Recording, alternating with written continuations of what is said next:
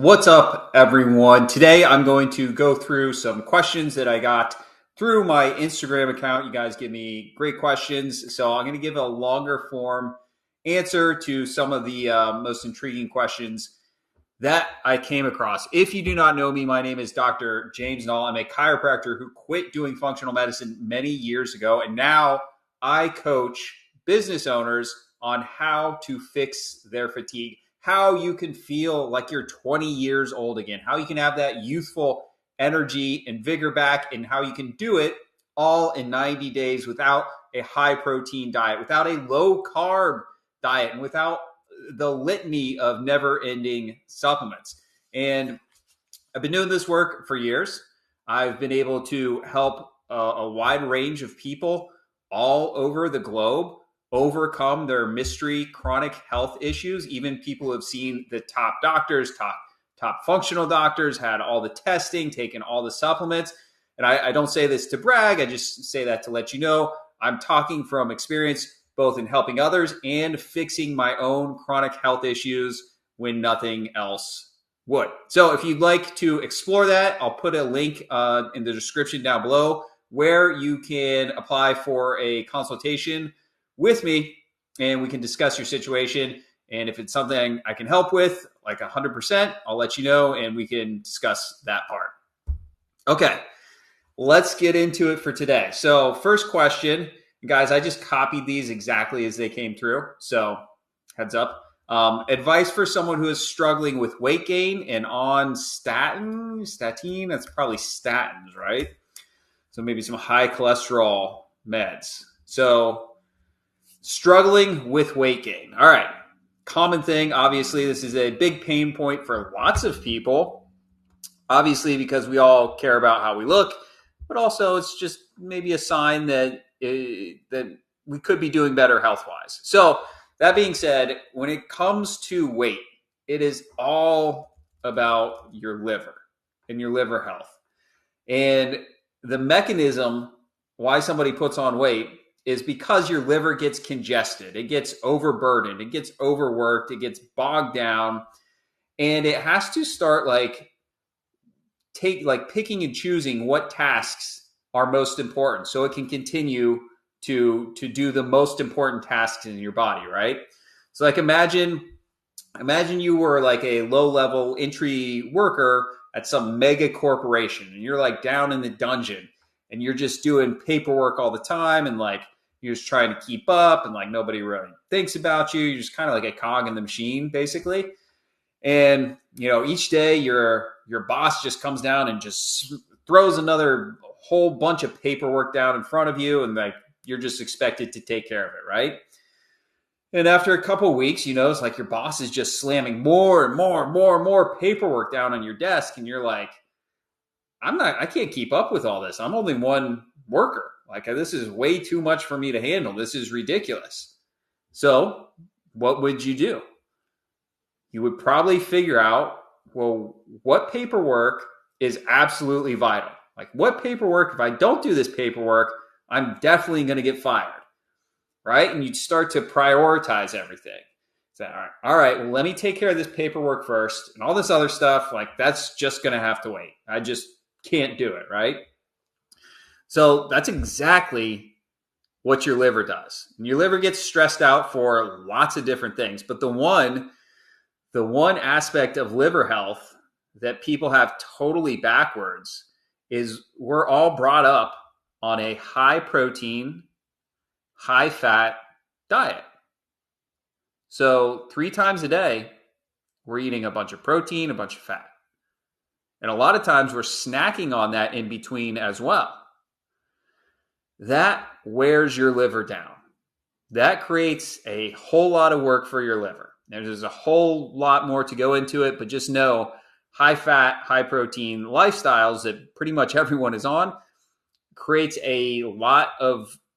a lot of paperwork getting slammed down on the desk every day for your liver, just expecting the liver to take care of it.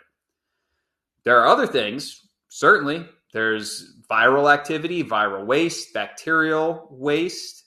There are toxic chemicals, heavy metals, stress hormones.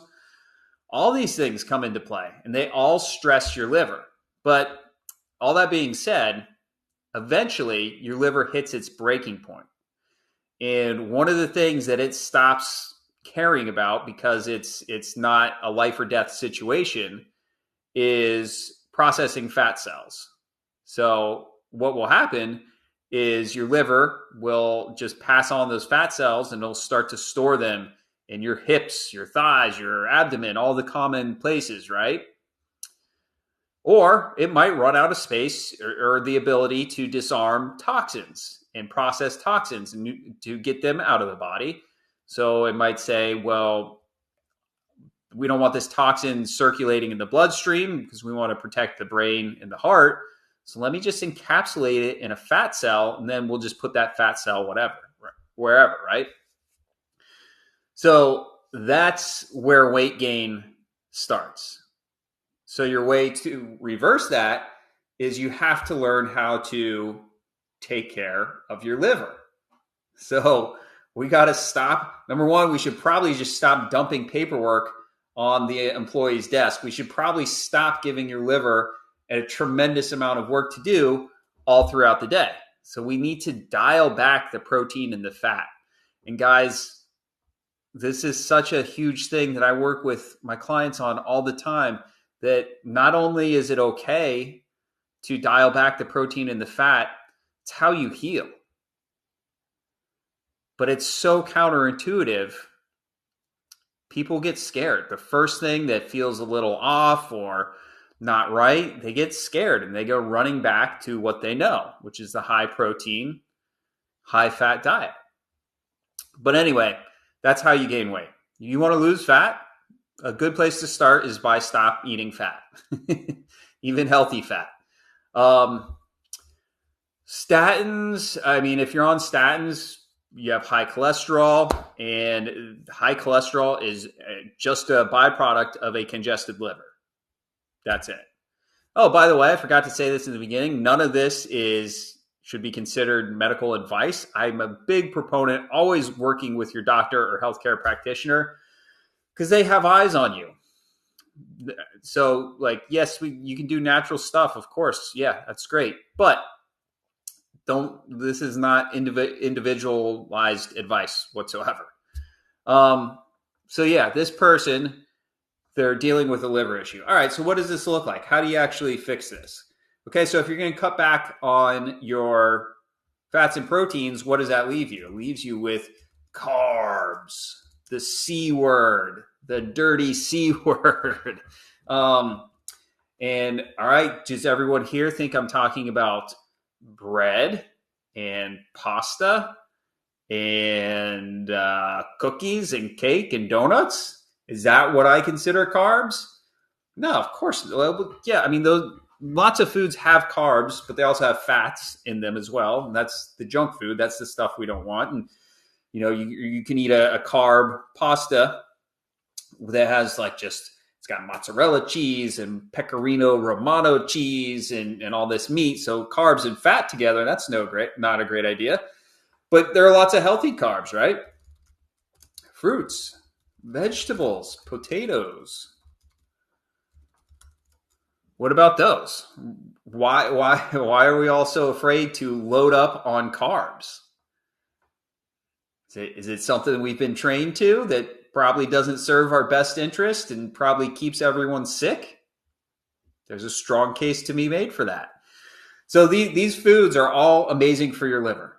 They're all great to help come to a healthy weight. So that's a big component, and that's a big component for every health condition, is figuring out how to lower your fats and proteins, increase your healthy carbs.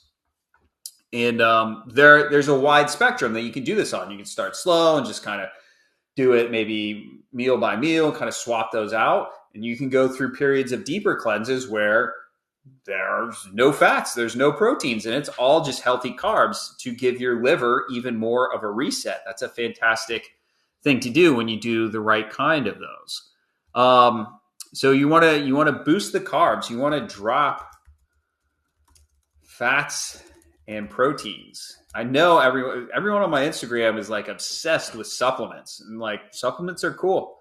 Supplements are good, but this is what does the heavy lifting here. It's the food part.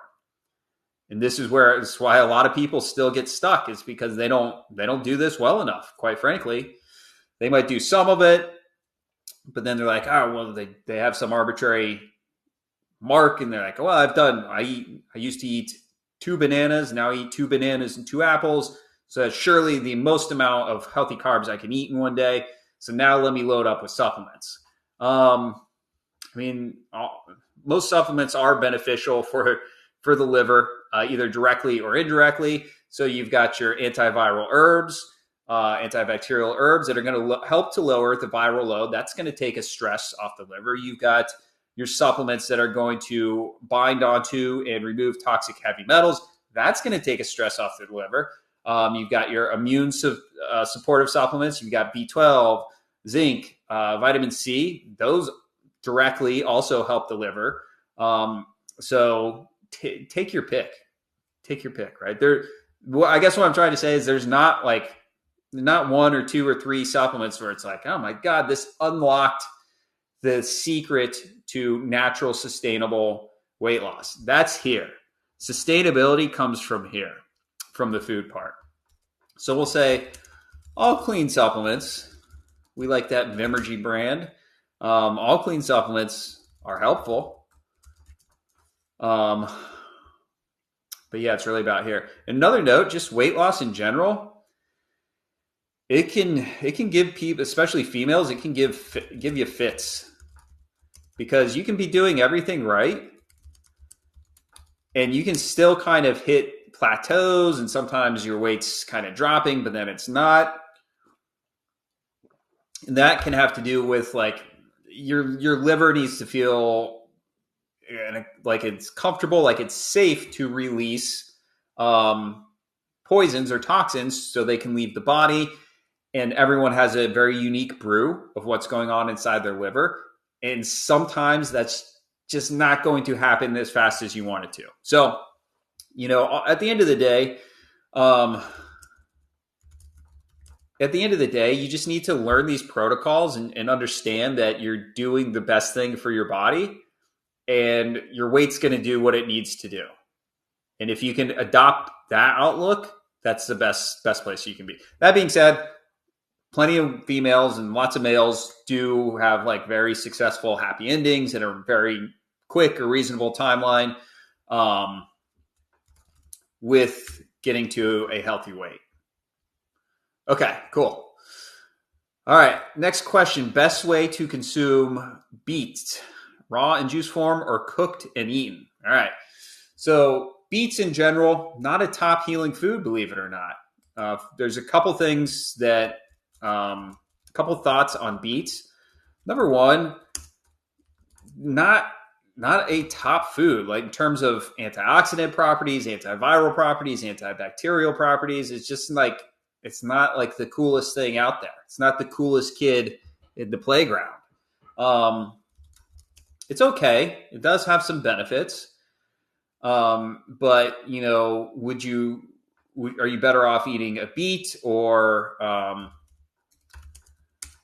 just doubling up your wild blueberries? You're better off doubling up your wild blueberries or bananas or pitaya, which is red dragon fruit, right? Like there's just way better options out there. Now, me personally, I never liked the taste of beets. I didn't like anything about them. So it's not really part of my world. Now, obviously some people just grew up eating beets and they really enjoy them. And it does taste good in a juice, for sure. The other issue with beets is that it's a GMO crop.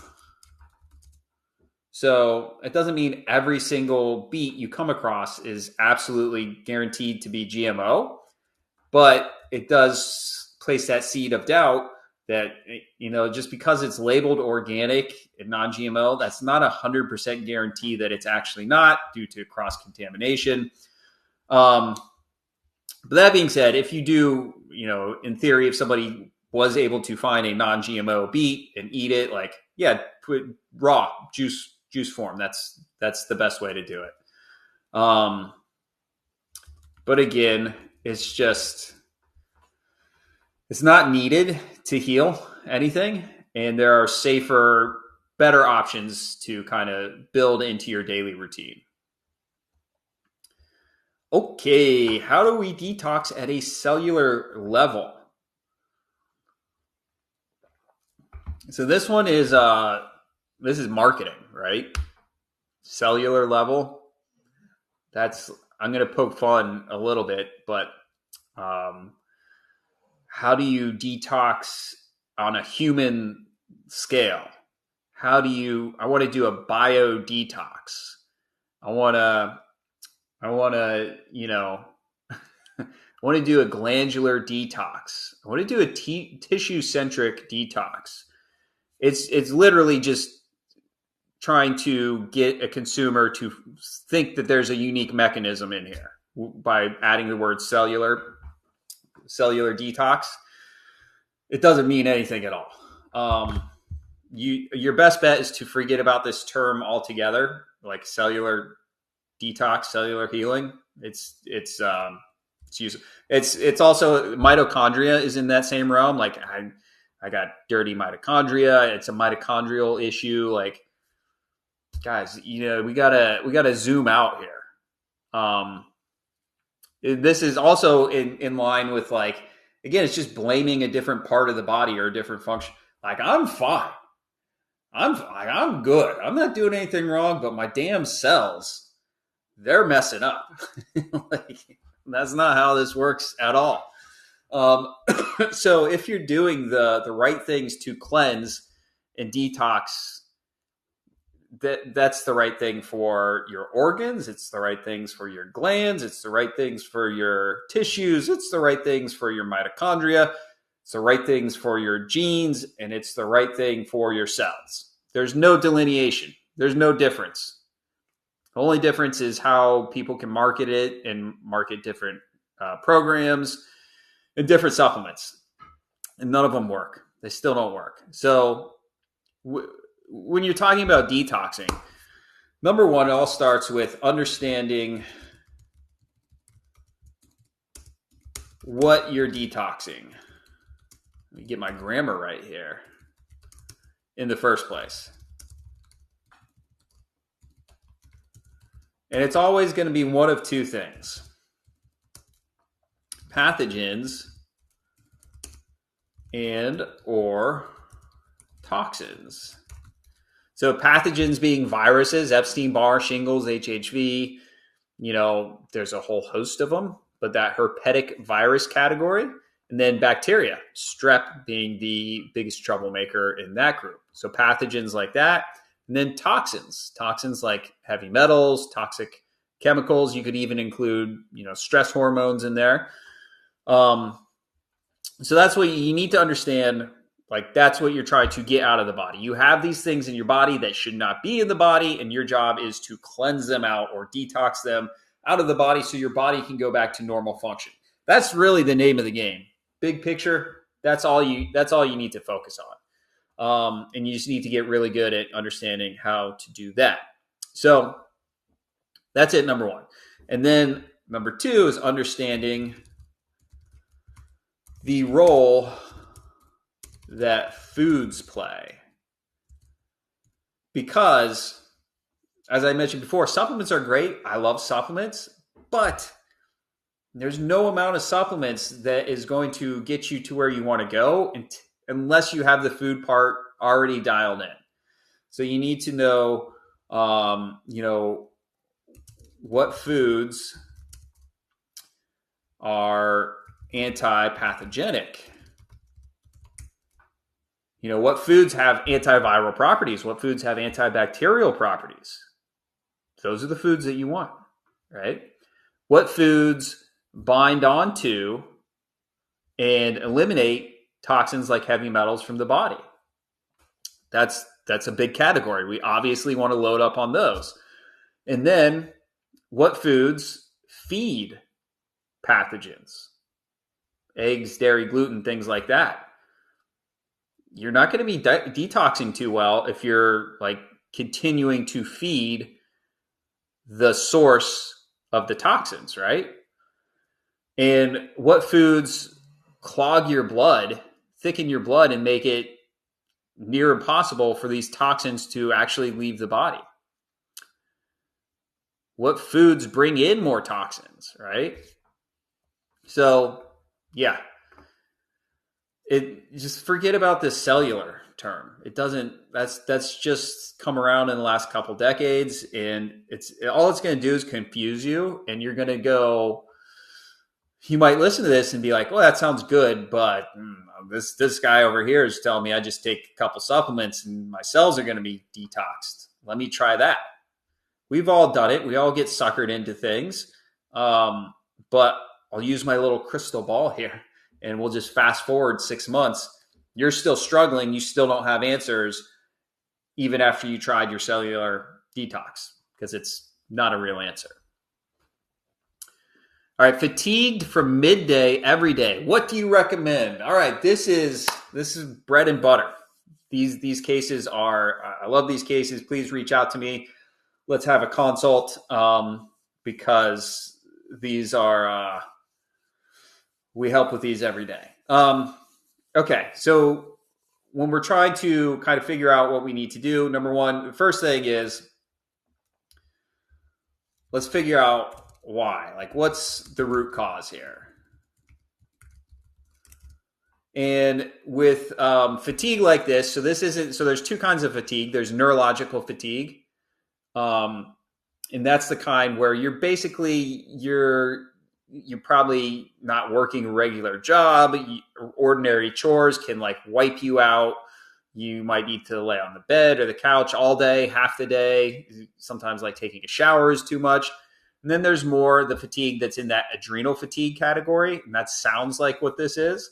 And that's where your energy can just fluctuate throughout the day without a real good reason. So when we're talking about adrenal fatigue, it's interesting in that it doesn't necessarily have to be caused by a pathogen or a toxin. It can be brought on by stress alone. So if you've been through a stressful life event like a divorce, bankruptcy, a good friend betrays you, loss of a loved one, things like that, those big negative life events, that can trigger what leads to adrenal fatigue.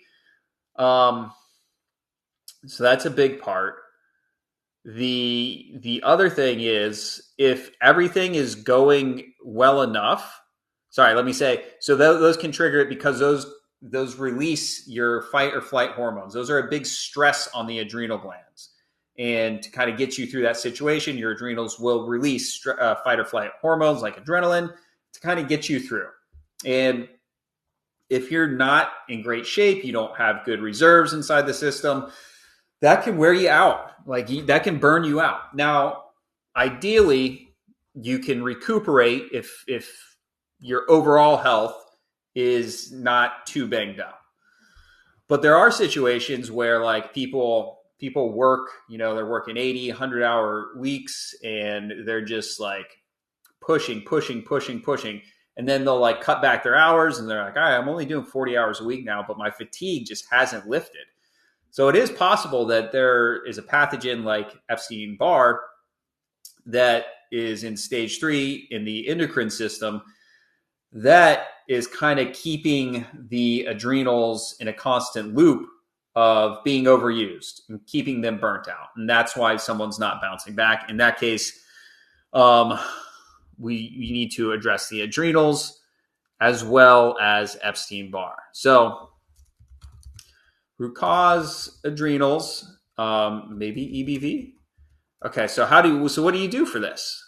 Well, one of my favorite things about working with this EBV angle is that if most people have EBV, that's just a well-known acceptance. But if you do the right things for EBV, and let's say hypothetically somebody didn't have it, but they had strep bacteria or another chronic viral infection or toxic heavy metals or just burnt out adrenals, everything that you need to do for EBV is also beneficial for all those other things. So It's like this nice package to where you can't really go wrong. But a couple things that we're going to do for midday fatigue. So we're going to get the breakfast, we're going to get the meals, we're going to get the food in place first, right? Like we talked about before, we're going to lower those fats and protein and push them back as late in the day as possible. So that might mean you're having, big fruit smoothie for breakfast, huge salad for lunch, or you could even do another fruit smoothie for lunch, but staying like just raw, clean, beautiful fuel all day long as possible. That's a great start to fixing fatigue. Now, sometimes we might need to do some deeper cleanses. 3-6-9 cleanses definitely can come in handy to lower a viral load, to take care of the adrenals even better. Let me also put another key thing is adrenal snacking, where you're basically grazing all throughout the day. The rule of thumb is not more than 2 hours. I try to get people to focus on 90 minutes. So you don't go more than 90 minutes without having some type of healthy fuel. Ideally, it's going to be a healthy glucose from a fruit and mineral salts from a vegetable. So it could be like a couple of dates and a celery stick or something like that. And if that's too much, at least having some fruit or healthy sugar at least every 90 minutes. That keeps your blood sugar balanced. It takes stress off of the adrenal glands, because that's the last thing that they need right now is your liver sending a signal like, hey, James isn't eating today, so he's being a dummy. So, and your liver's like, I don't have any glycogen storage, so we can't turn that back into glucose for fuel. So guess what, adrenals? You're up. Pump out that adrenaline so we can at least get through the day. So most everyone I work with, they're caught in this loop of they have low energy. And so what's the first thing they do? Caffeine, energy drinks, stimulants, things like that, right? And we all know that's not a real fix. It might prop you up for a little bit. And then what do? They'll start skipping breakfast. They'll start intermittent fasting because someone who's not too sick online said it helped them with energy. And that backfires for the same reason that we were going to do adrenal snacking, is that it actually wrecks your adrenal glands.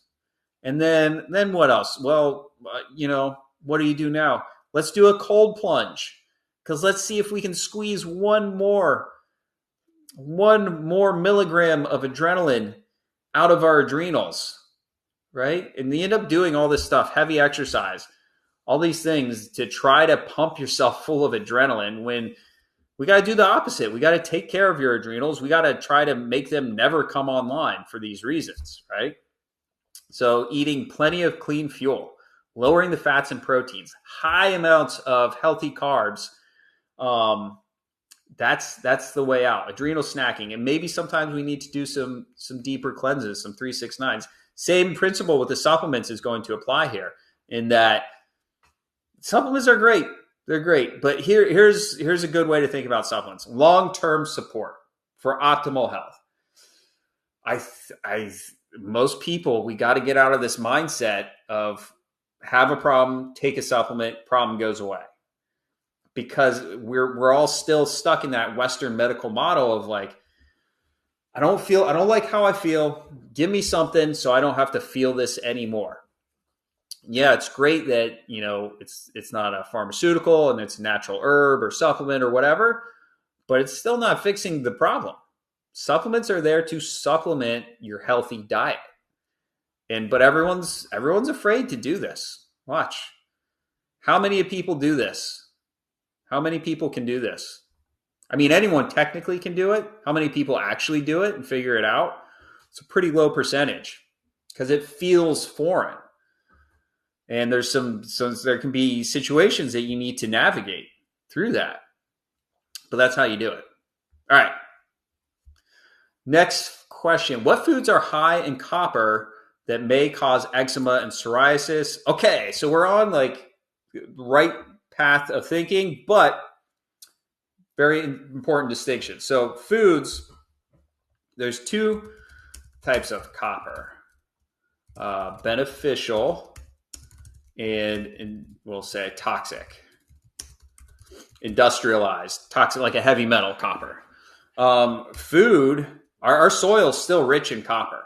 So you don't need to supplement with copper. You're going to get copper through the foods that you eat. That's not a problem.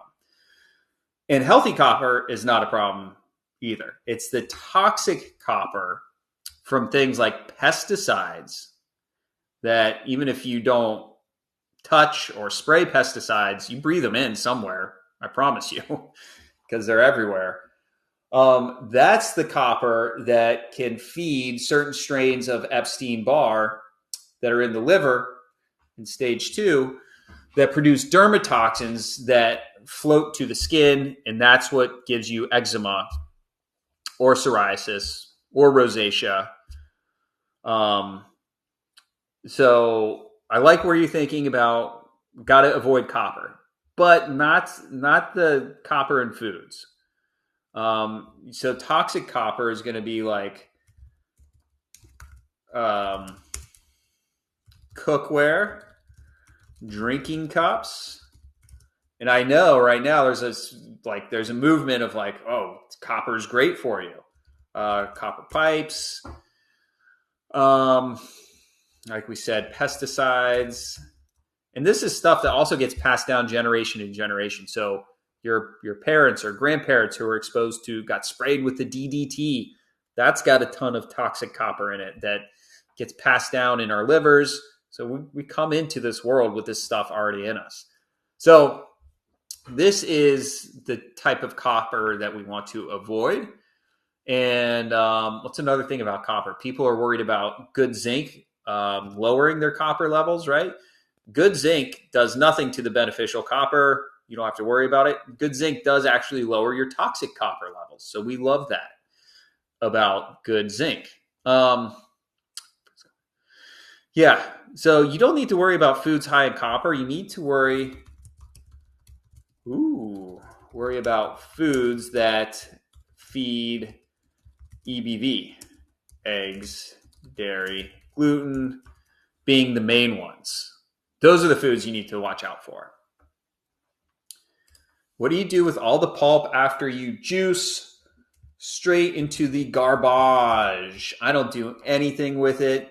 I don't care about it. Never have. Maybe I will at some point. I'm sure there's lots of wonderful, cool things that you can do, but I'm here to serve a purpose. I'm here to get my medicine from my celery juice or whatever juices I'm getting, and on with life.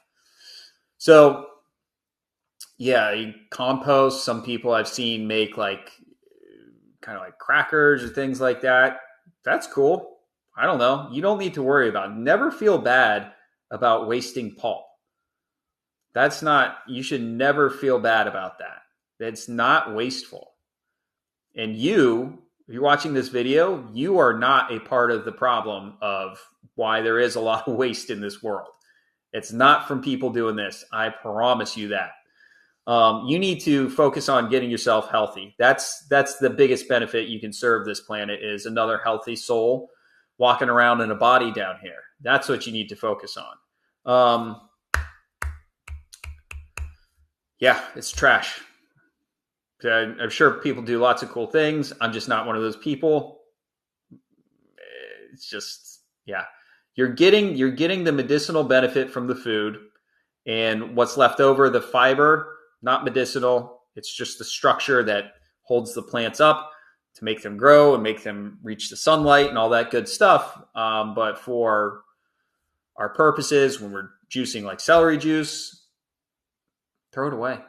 Do whatever you want with it. Make art. I don't know. But there's nothing to worry about there. All right, acne flare-ups even after following medical medium protocols. So, first off, medical medium protocols can mean a million different things to whoever's saying it.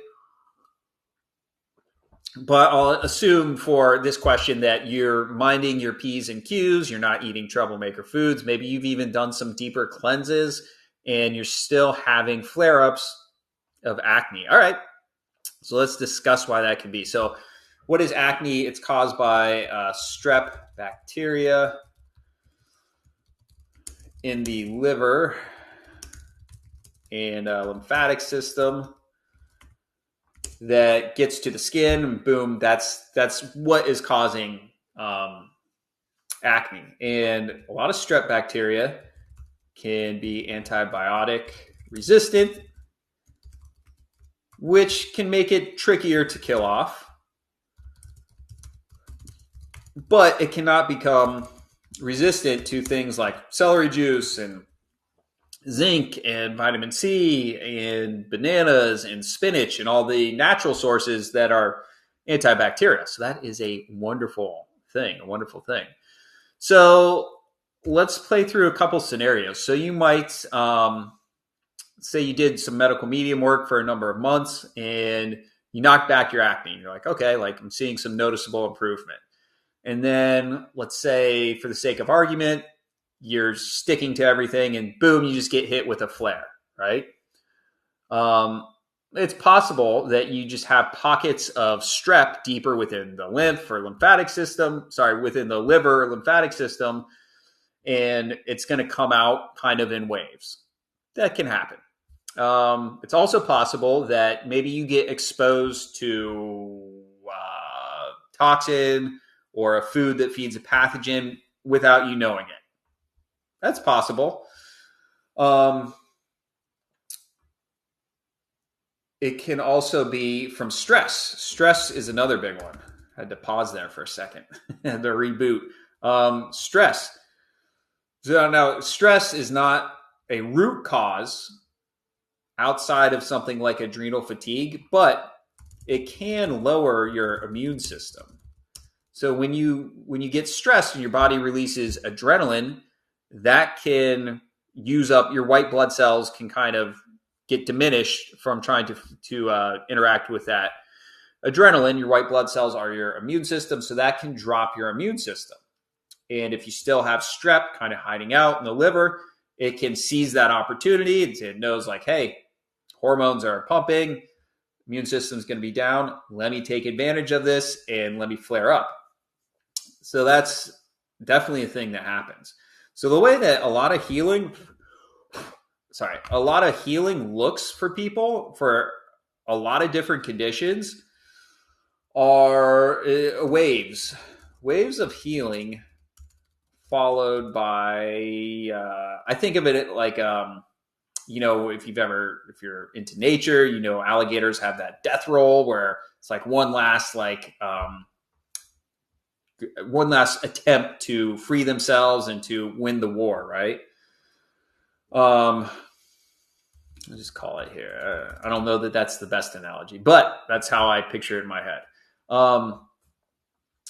So lots of healing of lots of pathogenic driven symptoms and conditions looks like this, where you get a chunk, you get some healing. You're like, all right, cool. And then seemingly for no reason, symptoms can come back. And if you're not prepared for that, that can take the wind out of your sails. That can really knock you back.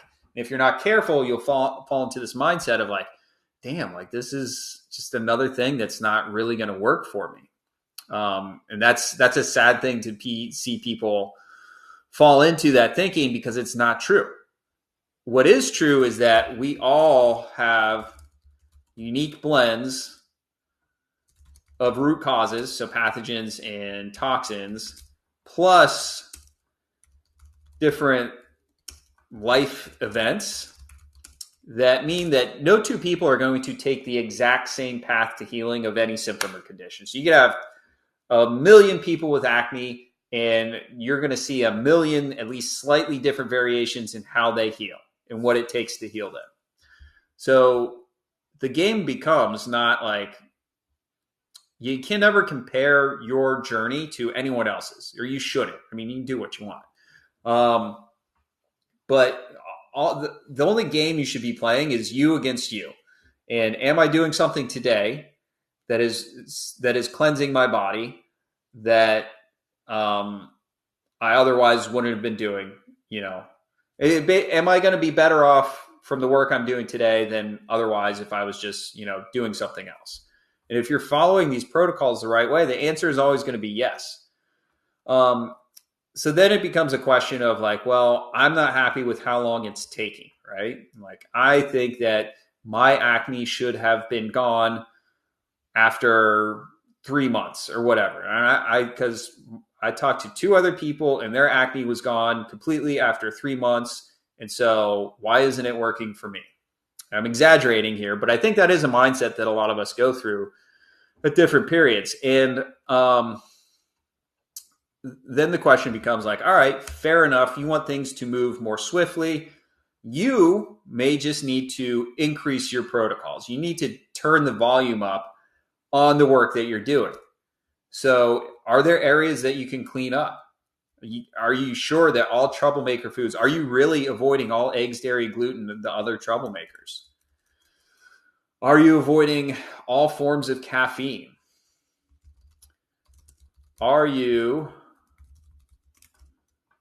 Is there room? Can you lower fats and proteins even more? Here's another interesting thing about fats and proteins, that even though they might not directly feed strep bacteria, they do make it much harder for your immune system to tag and kill off strep bacteria. So it kind of acts as this smoke screen between strep or EBV or whatever pathogen you may have and your immune system. So pathogens love it when you eat fat. Yeah, take that olive oil. Yeah, cook that in olive oil for sure, for your pathogen's sake. It's not beneficial for you. So it doesn't feed the pathogen directly, but it makes it harder for your immune system to get after them. And that's going to work in the favor of your pathogen. So can you cut that back anymore? How much deep cleanse work have you done? How many 369s have you done? Are they advanced 369s? Have you done a lot of them? Have you done only a couple of them? Age is another factor. I mean, generally, the older someone is before they start this, it may mean that they have more work in front of them to get to where they want to go, right? So, at the end of the day, you can't, I get it can be confusing, but it's such a gift that we have at least the roadmap of knowing what to do. And then it's up to us to execute. And it's up to us to figure out what speed, what rate we want to execute. That, we're all different. We're all different. But if you play this out and you're able to just do, infinite healing protocols, your body's going to heal. The strep is going to get lower and lower until eventually it's gone. But there's no way of telling anyone like, oh, it's going to be exactly 6 months for you. Or, you know what, yours is going to take 10 weeks until you're happy. You just start doing it and you get going. And that's why when I'm coaching people, and if you want help with this, book a consultation or application for a consult. How I try to help my clients from day one is like, let's find foods that you enjoy that are also going to support us in healing. Because ideally, I can get you to a place where you get breakthrough in your healing to where you're excited about things. And we want to, if needed, if you choose to, we want this to be a sustainable, lifelong process. But if things are feeling heavy and you're like, Jesus, I can't eat another smoothie. I can't eat another salad. Like it just sucks, right? What are the chances that you're going to stick with this and have long-term success, right? They're not as good, Whereas if we can find you foods that support our goals and taste good to you, reasonably good, then it's like, okay, all right, game on. I can play the long game here.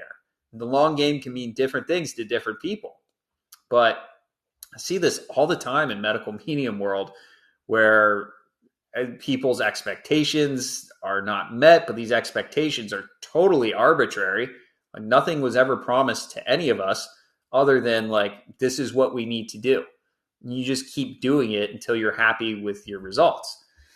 Now, I say that, and if you look at my client interviews, a lot of them do get incredible results in a relatively short amount of time. That can certainly happen, but it doesn't happen every time for every person in every single symptom. So we got to play the long game here. It's a beautiful game. All right, garlic and ginger in a jar. Does it still have healing properties? Yes. Yes, it does. It's not. So here's the hierarchy. Fresh and raw is best. Because once you slice something up, it starts to oxidize. It's going to lose at least some of its healing properties. But a beautiful thing about fruits, vegetables, herbs, things like that is even, even fruit in like a Little Debbie snack still has at least a little bit of benefit for us, right? So if you're choosing between processed junk food, number one, that has no fruits in it, and processed junk food, number two, that has some form of a strawberry or something in it, you're going to get some type of benefit from that strawberry in the processed junk food. Is it the best thing in the world? No, but still properties there. Are microwaves bad for your health? Yes. Excuse me. Microwave radiation denatures the components of your food. So let's say you take a potato. You're like, wow, he's saying potatoes are healthy. Let me put a potato in the microwave. That's how I like my potatoes. Stick a fork in it a couple times, hit the potato button, walk away, come back. I got a baked potato, right? But that microwave radiation denatures the nutrients and the vitamins in your food. And all that means is it changes them. It changes the structure of them.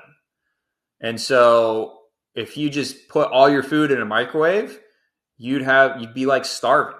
You'd have like a huge nutrient deficiency because it denatures these in a way that makes them unusable or at least less usable for the human body.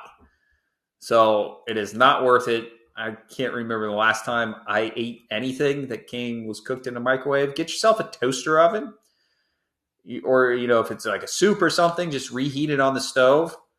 Yeah, it's going to take longer. Sorry, you can handle it. Microwaves are definitely bad for your health. All right, I'm vegan, but my labs came back that I'm pre-diabetic with low iron and vitamin D. Tips. Okay. So right off the bat, vegan does not. So just to clarify terms, vegan just means you're eating a certain way because you care about animals. And some of the work that I do happens to match up with vegan protocols, but it is not vegan because you can still promote chronic illness and you can still feed the root cause of chronic illness while you're a vegan, right? So being vegan itself doesn't necessarily mean much. Now, there are some good components like, okay, you're not eating eggs, you're not eating dairy. That's good. You're not eating animal fat. That's also good. But are you loading up? You're probably avoiding gluten, but maybe you're eating gluten. That feeds pathogens. Are you eating corn? That also feeds pathogens. Are you loading up on plant-based fats and oils all throughout the day? Lots of vegans still avoid fruit. They still focus on like chickpeas for protein and peanut butter for fat.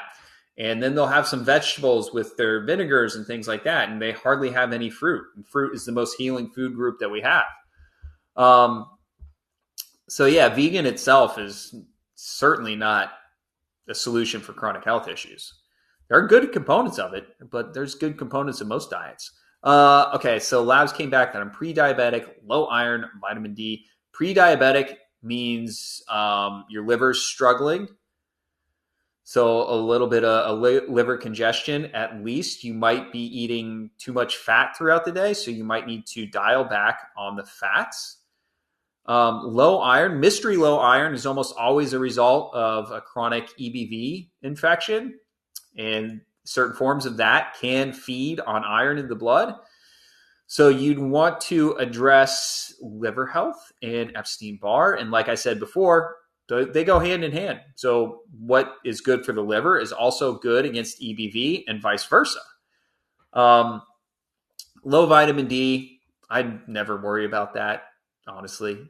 Sometimes, taking 1,000 IUs of vitamin D3 is a solid move. A lot of times it's way overblown. How much vitamin D do you need in your blood? You need a lot in your liver. You want some in your liver for sure, but there's no test for that. So vitamin tests based on blood work, not great. Doesn't tell us a whole lot. Let me type here. So we want to work on liver cleansing and antiviral protocols here. And it gets confusing because a lot of people, when they hear insulin resistance or pre-diabetic or diabetes, we're trained to be like, no fruit, very little fruit, can't have fruit. I'm telling you, I've done this for a long time. It works with type 1 diabetics, works with type 2 diabetics. You increase your fruit, you lower your fats and proteins, your blood sugar gets better. Time after time after time after time after time. It works. So that's the route you want to head with that. That's also going to help cleanse your liver. Fruit, also the most antiviral food group. So long term, that's going to help against the root cause of mystery low iron. So within that, it's all about finding meals that work for you, finding protocols that work for you, and making that kind of your new routine. Okay, cellulite is very painful. Cosmetic, yes, but deeper issues going on, so you need help. Okay. Cellulite is very painful. All right, so cellulite is from a congested liver. Liver is struggling. And remember, in the beginning of this video, I talked about one of the things it does is I can't worry about fat cells. They're just going to go wherever. When the liver is congested, sluggish, overburdened, whatever term we want to use there. That's how people end up with what is cellulite. It's from the liver just throwing out toxins into fat cells and throwing the fat cells wherever. So to work out of cellulite, again, it all goes back to the liver. And like I said before, there's a couple supplements that can be useful. Go to cola, lemon verbena. But the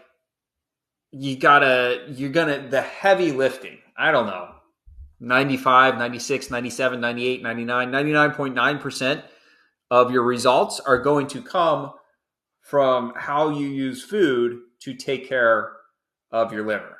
How you bring in celery juice, how you lower your fats and your proteins, how you eat more fruits and potatoes throughout the day, how you get into these deeper cleanses. That's where you want to go with that one. Okay. What causes histamine intolerance and how to fix it? Histamine intolerance. So that I'm reading into this here. So you believe that high histamine foods, those are the problem. Because other people have mast cell activation syndrome, things like that. But I think by the way this question is worded, I think that you're blaming histamine foods, which is not, foods are not the root cause of anything. even eggs, dairy, gluten, those are not a root cause. They at this point in time, they feed or they strengthen what our root causes, like Epstein-Barr virus. But it wasn't always like that, right? These autoimmunes, these cancers didn't exist 100 years ago, certainly not 200, 300, 400, 500 years ago. It's because these pathogens have mutated into these much more aggressive, troublesome forms.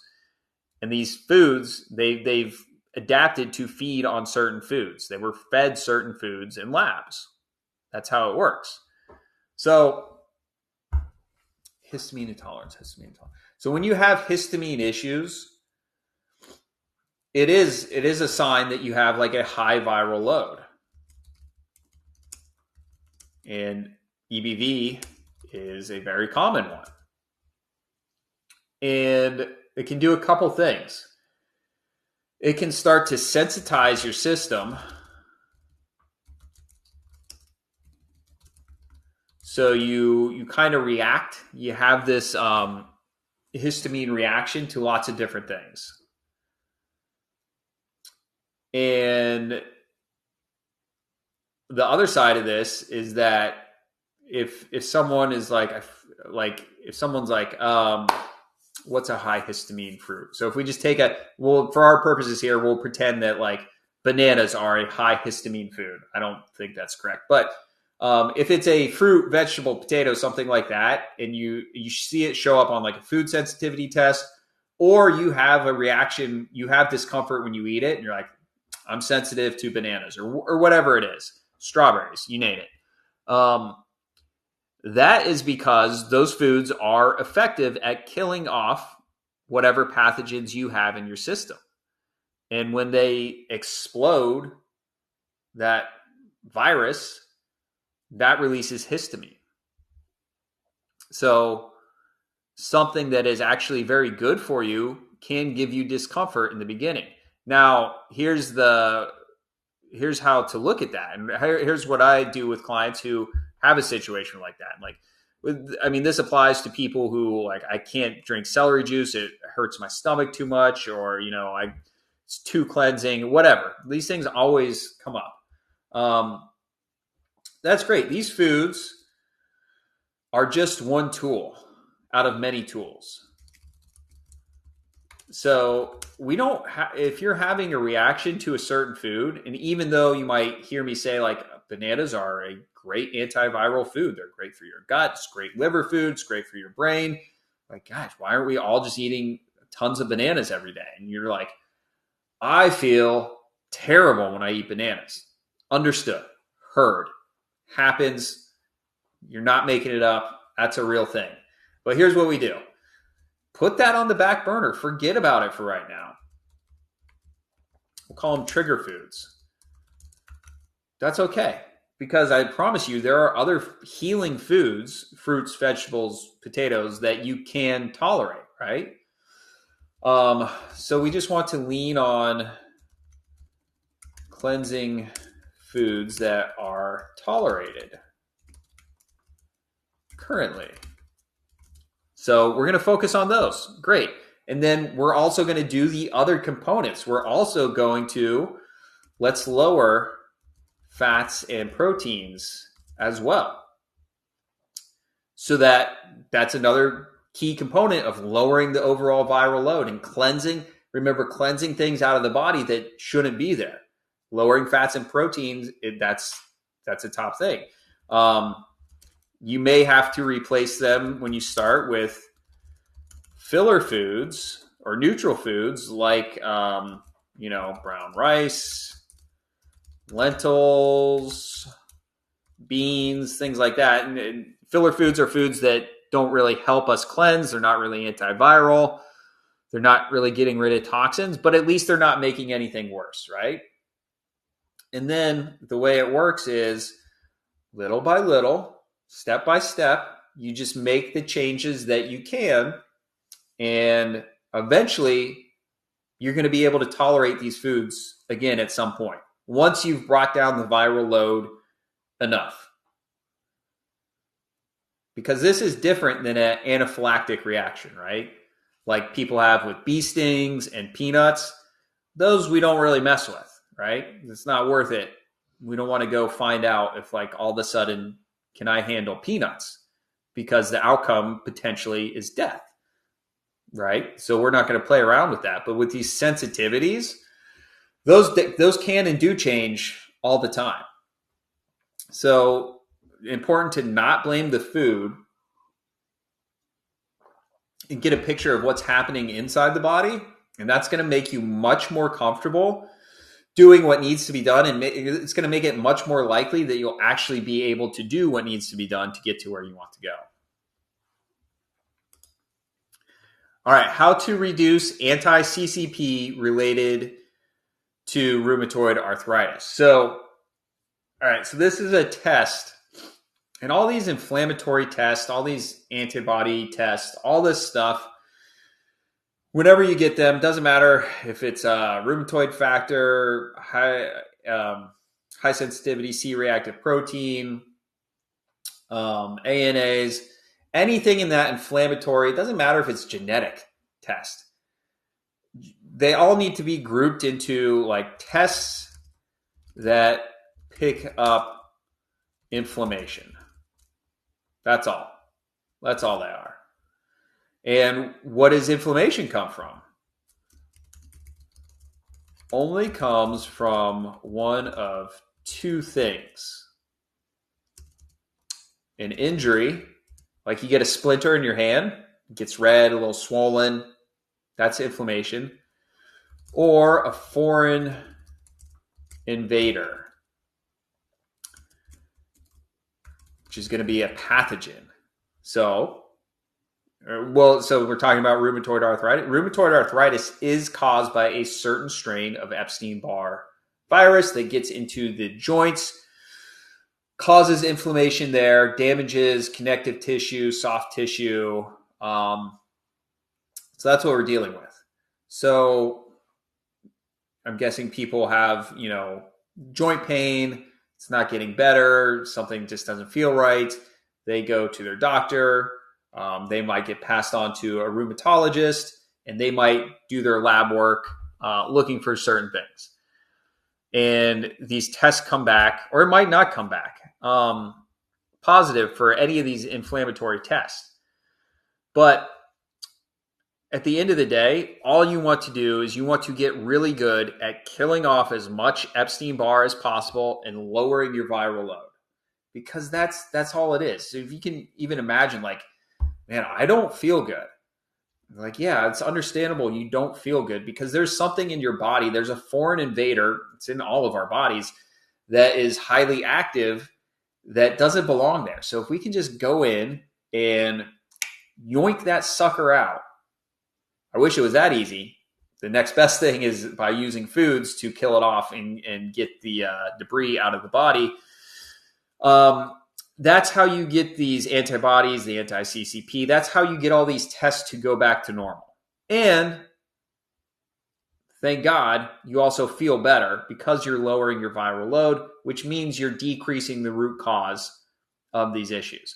And guys, this stuff is so simple and it makes so much sense. I'm convinced that the only reason that everyone isn't doing this yet is because the industries that have this chokehold on everything health-wise, they haven't given it the blessing yet, right? They're not on board with this. So you're not allowed to make this very simplistic connection that can literally turn your life around in months, because they still want to run their tests and it's so fun. It's not funny, but it's kind of funny because they're, smart people, and they'll still sit there and they'll tell you, we don't really know. But there's no answer. Meanwhile, there's this whole swath of people out in the world who are reversing this stuff, and it's a repeatable system, and everyone just wants to not believe that it's true. And another part of that, which I totally understand, is that it's hard to make changes to food. It's hard to think about man, I'm no more bacon and eggs for breakfast. That gives me life, right? even though it's slowly killing you. I get that. And I get that it's hard to make the changes that are necessary to food. But the fact is, if somebody just wants to heal, there's a pathway. And click the link in the description if you want to chat about this. But like, you just follow the right steps and you just take it to the degree that your body needs you to take it to. And boom, healing happens. It happens all the time. It's inevitable. Doesn't mean that every single thing in every single situation is reversible. No, it doesn't. But are you going to let that stop you from getting like huge breakthroughs in your healing? I wouldn't, because I promise you, there's a lot more healing available to you in your body than you realize. So how do you reduce anti-CCP related to rheumatoid arthritis? Lower your viral load. That's how. Can EBV be eradicated from the body or just become dormant with healing protocols?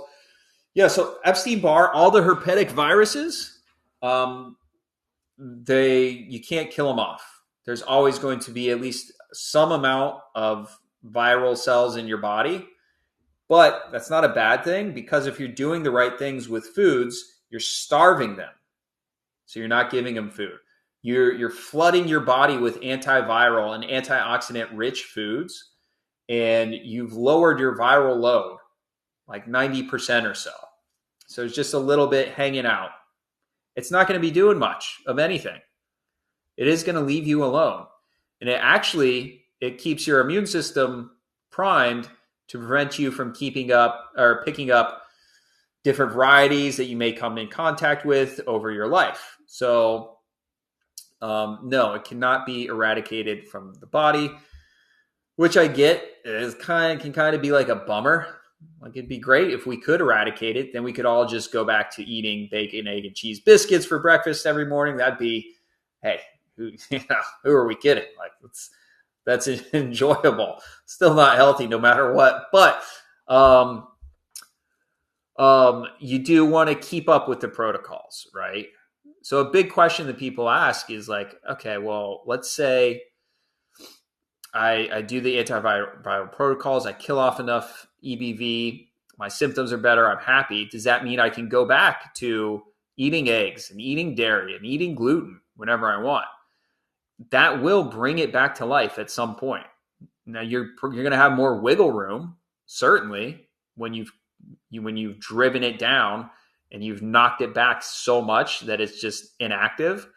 But yeah, you can definitely bring it back to life by eating the wrong foods again. And that's why I work with my clients to make sure they have foods that are enjoyable to them so that they can stick with this as long as they want to.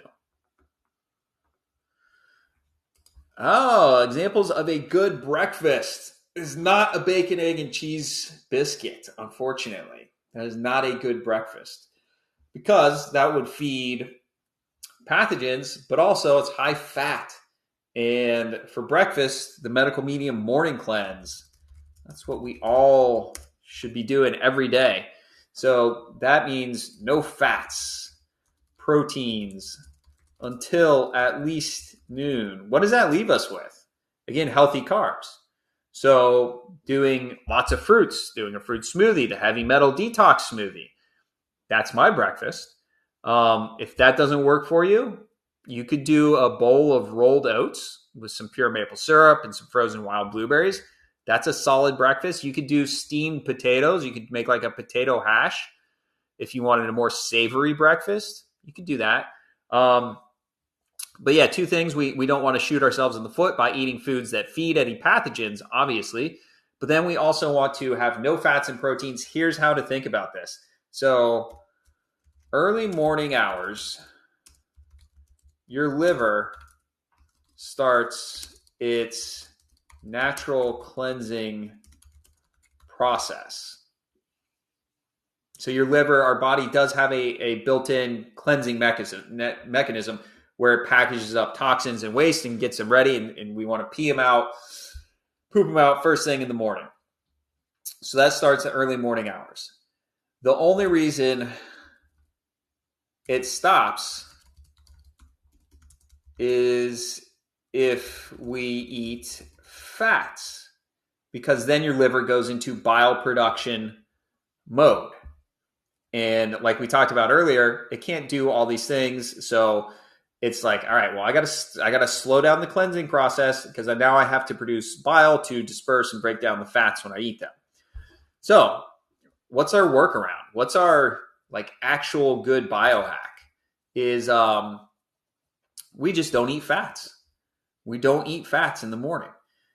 So if we avoid, lets the liver continue natural cleansing cycle. So if you do this, you've just beefed up your cleansing on a daily basis by like 50%. Do you know how powerful that is? Compound that over a month, over a year, over a decade, over a lifetime. That's incredible.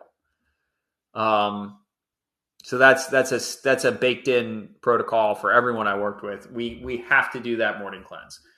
A lot of people get part of that right, and they say, okay, well, I'm just not going to eat anything, and they'll do that intermittent fasting, right? But that also hurts your liver because you're starving yourself.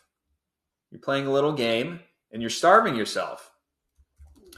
You're not giving your brain and your body critical glucose and mineral salts.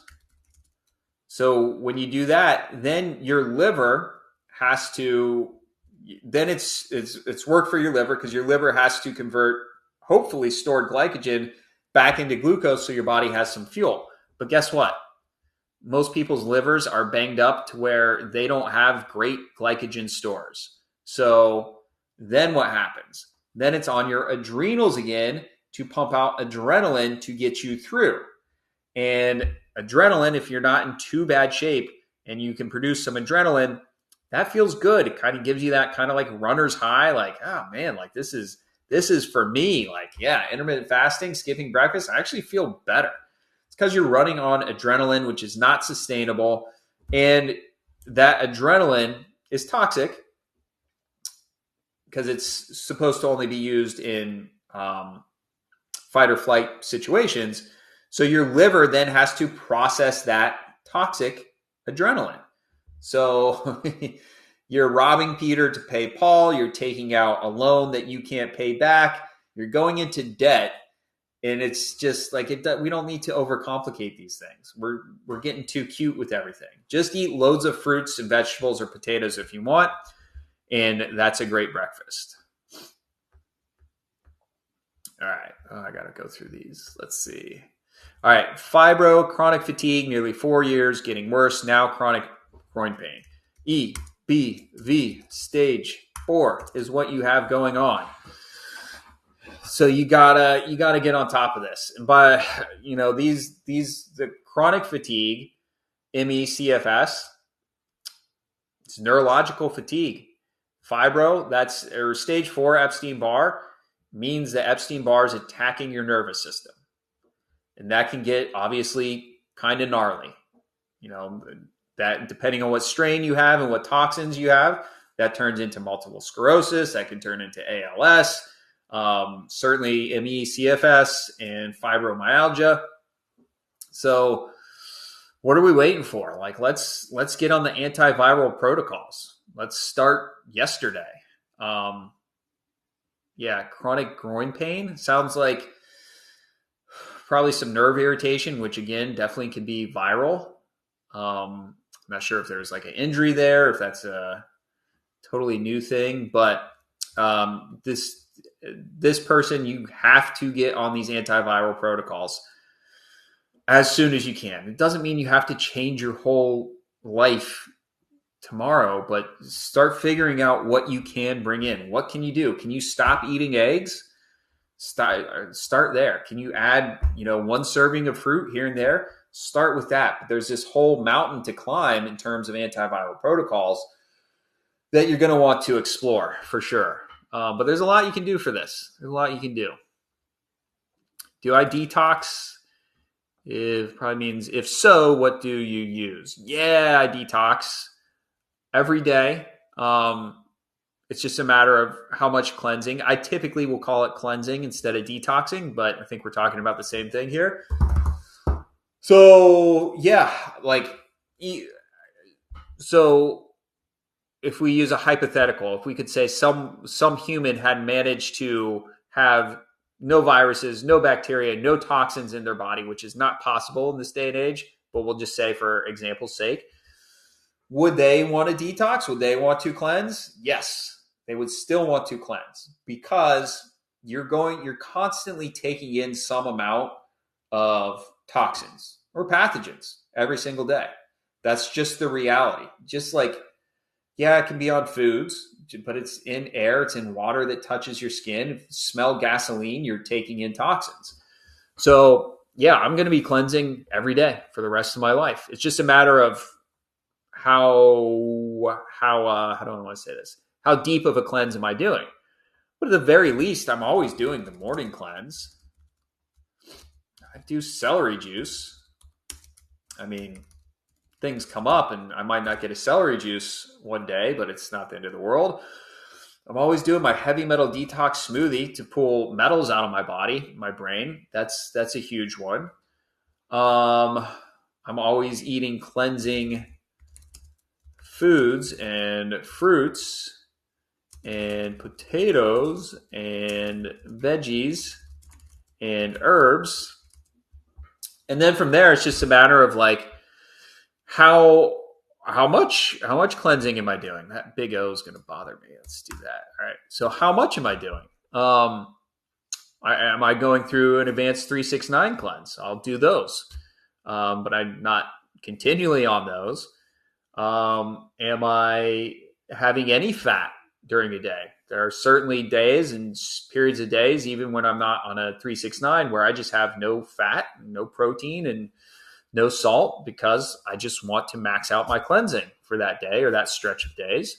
Are there days where, I'm raw and fat free until dinner? Absolutely. Those are my favorite. Are there days where I bring in fats or protein at lunchtime? Yeah, I do that too. So yes, I'm always detoxing. I'm always cleansing. Food is the mechanism. Sorry, I kind of didn't answer your second part of the question there, but food is the mechanism. That is how I cleanse. That is how anyone cleanses. I do take supplements to support long-term health, but not, I guess we can say in the heavy metal detox smoothie, there's the spirulina, barley grass juice powder. Those you can consider them supplements. And Atlantic Dulse, but I don't take there's not I don't do glutathione IVs or anything like that. I said I don't do them to cleanse because I know that's not how you win long term. What do you think? Donating plasma is okay for your body? It's technically bad for your body because your immune system is in your blood. You want your immune system. You want to keep your immune system in your body. And when you lose blood, you lose your immune system. And it takes a while to build it back up. Are you thinking what I'm thinking you're thinking? Like, damn, it's tough on females, right? And it is tough because twice a month their immune system drops. And that's why they struggle more with chronic health issues, because us guys, we don't have to deal with that. So pound for pound, our immune systems are better.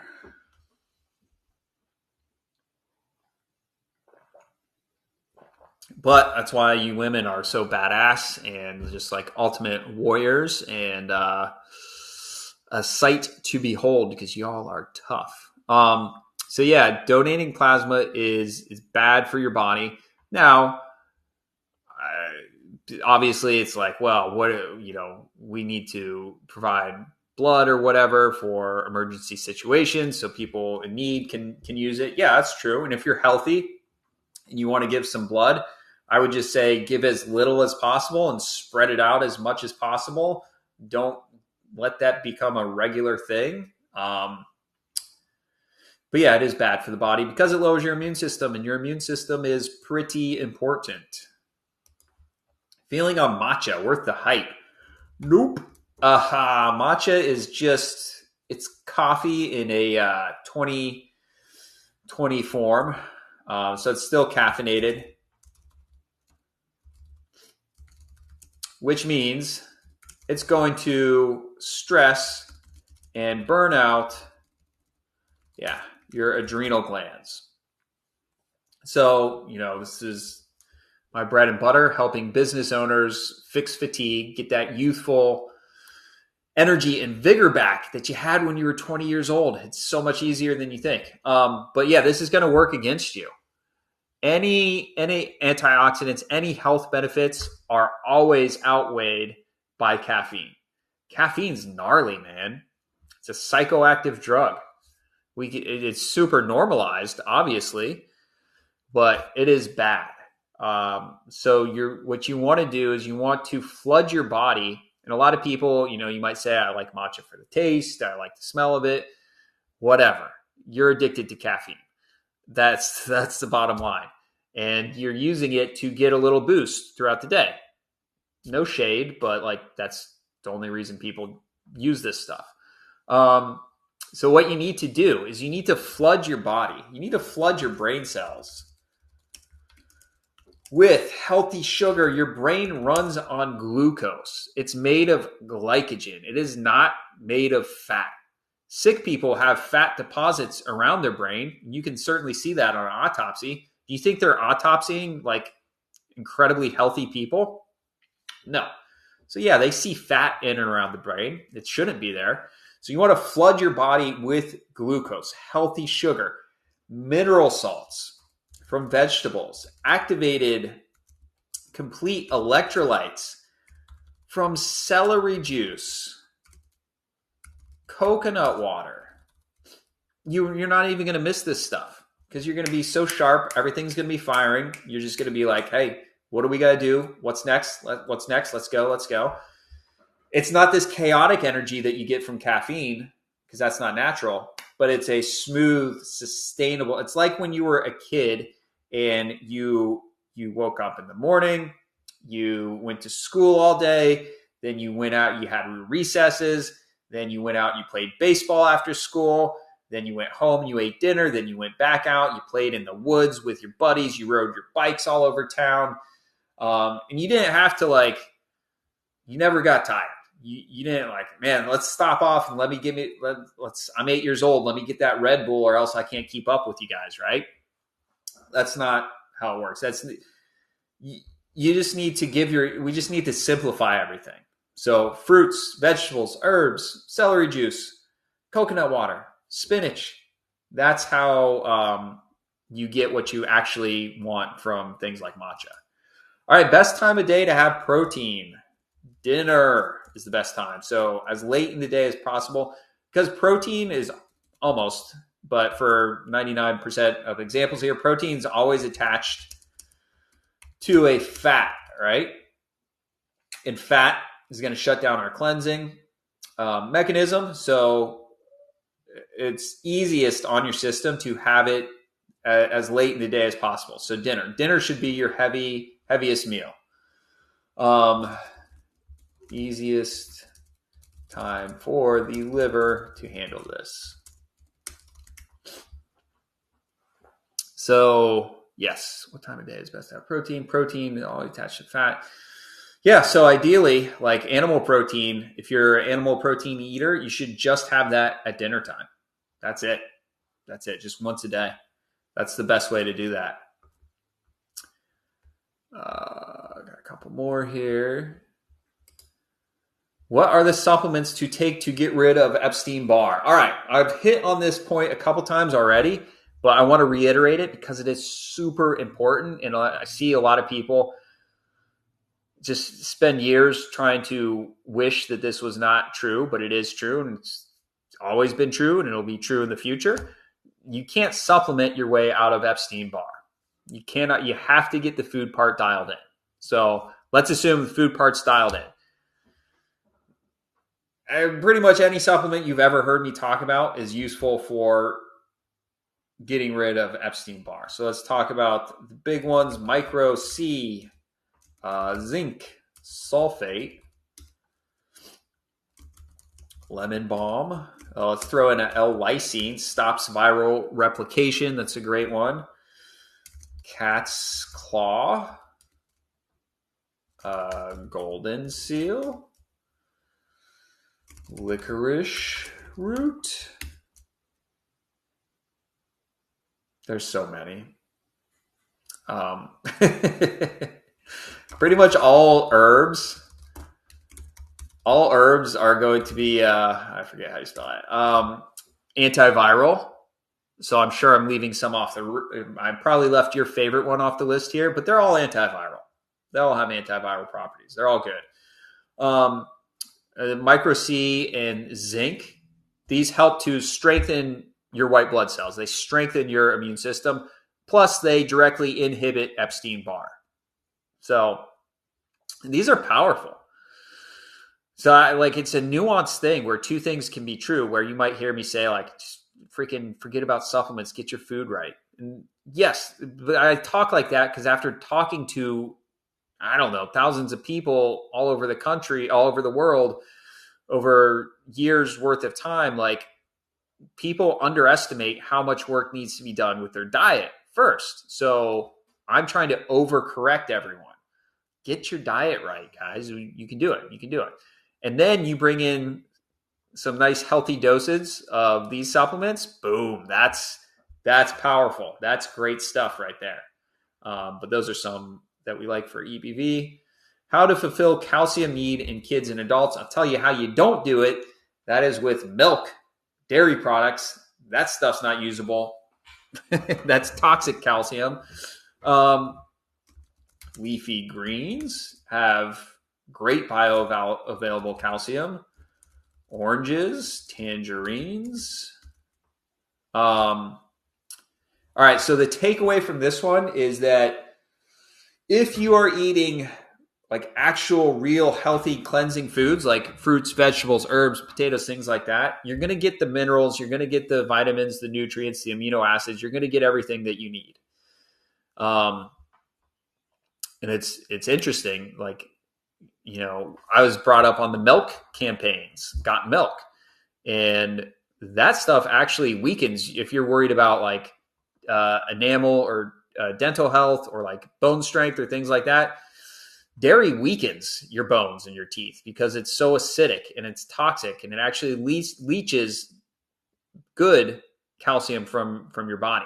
Now, if you're someone who's like, well, I can look at one glass of milk has X amount of calcium and one orange has like a pittance of calcium compared to that. So how does that make sense? Well, it makes sense because this calcium in dairy is not usable by the human body. Again, it's a toxic calcium. The calcium in leafy greens and citrus and other fruits and vegetables and herbs is very bioavailable, which means it's the right form for the human body. So even though it is a smaller amount on paper, it's infinitely more beneficial than, it doesn't matter how much toxic calcium you have. That's not the right stuff. You're taking the wrong stuff. So a small amount of the right stuff is way more beneficial than a lot of the wrong stuff. All right. Is there health benefits with taking daily olive oil? Technically, yeah. I mean, it's got some good omegas. But let's delineate a health benefit does not equal healing. So in other words, daily olive oil isn't going to heal anyone of anything. Because, okay, so here's how to think of this. If we go back and say, well, what causes chronic mystery health issues? Two things, right? Toxins and pathogens. Does olive oil have any significant anti-pathogenic properties? Is it an amazing antiviral or antibacterial? No, it's not. Especially when you compare it to fruits and vegetables and herbs. It's not. Is olive oil cleansing? Is it going to cleanse out toxic heavy metals? No, it doesn't bind on to toxic heavy metals. Nobody says it does. And actually, here's the thing with healthy fats is it prevents cleansing. It stops cleansing. Number one, it shuts off the cleansing cycle in your liver. But number two, it thickens your blood. It thickens your blood, which means things that are meant to leave your body have a much tougher time actually leaving your body. So there's no fat and certainly no oil that is necessary for healing. But does it have health benefits? Technically, yeah. It's one of the nuanced things where a lot of people struggle and they get trapped and they don't realize that they have a nice amount of olive oil and they get an adrenaline rush because your body's trying to get that oil out of your body as quick as possible. And they're like, I feel good when I have olive oil. But it's not for a good reason. And it gets very confusing. So just a heads up there. Should I take creatine? Nope. I mean, unless you're like you make a living from your physique, then maybe. I don't know. But I get this is a common one. It's super popular. Some huge names in the health industry are pushing creatine. You don't need it. It's going to be harsh on the kidneys. Go look up what they make the supplement creatine from. It's just a bunch of synthetic chemicals. Has that ever been a good solution to any health question? No. Yeah, no. There's other ways. Like, yes, it does. It will make you puffier. That has nothing to do with health or healing. So creatine, I strongly recommend, is avoided. All right, what do you think about protein powder after workout? Is it necessary? No. Protein powders they're just a processed food. It's very unnatural. Just a concentrated, no, that's not helpful. Protein is way overhyped. I never put anyone on protein powder for anything. It's just a societal norm that's been that way since we were all little kids. And if you want to break free of the cycle of, chronic health issues, moving away from protein is a key component. So no, your muscles, they need glucose and they need mineral salts. That's what your focus should be for just general health. Glucose and mineral salts, that's what your muscles need. Yeah. There are lots of people who have really impressive physiques who are very low protein. So protein powder, definitely not. Especially if you're talking about like a whey-based one or, a lot of them have so much junk in them. They either feed pathogens or they have chemicals. It's just a mess. Or like good workout food, a big smoothie, lots of bananas, leafy greens, some frozen fruit. Sounds crazy, right? But your body would be much better off. Your muscles will be healthier if you did that instead of protein powder. All right, that's